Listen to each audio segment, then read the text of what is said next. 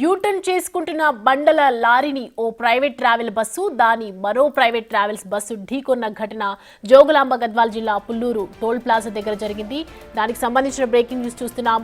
ఒక బస్సులో 35 మంది ప్రయాణికులు, మరో బస్సులో 40 మంది ప్యాసింజర్స్ ఉన్నారు. గాయపడిన వారిని కర్నూలు ఆసుపత్రికి తరలించారు.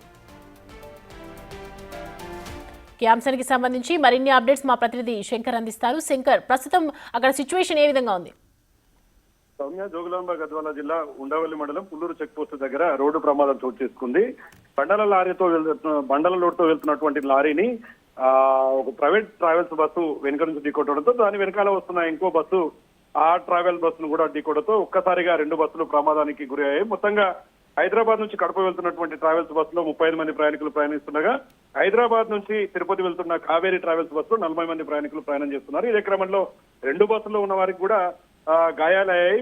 మెయిన్ గా తీసుకుంటే హైదరాబాద్ నుంచి తిరుపతి వెళ్తున్నటువంటి కావేరీ ట్రావెల్స్ బస్ లో ఉన్నటువంటి 40 మంది కూడా గాయాలు పాల్గొనడం, అదేవిధంగా డ్రైవర్ కు కాలు విరిగి ఇద్దరి పరిస్థితి మాత్రం కాస్త విషమంగా ఉండడంతో వారందరినీ కూడా కర్నూలు ప్రభుత్వ ఆసుపత్రికి తరలించినట్టుగా తెలుస్తుంది. ఏదేమైనప్పటికీ టోల్ ప్లాజా దగ్గర ఆ వాహనాన్ని అదుపు చేయలేకపోవడంతోనే ఈ ప్రమాదం చోటు చేసుకున్నట్లుగా కూడా స్థానికంగా ఉన్నటువంటి పోలీసులు గుర్తించి కేసు నమోదు చేసి దర్యాప్తు ప్రారంభించారు. Soumya, thanks for the update Shankar.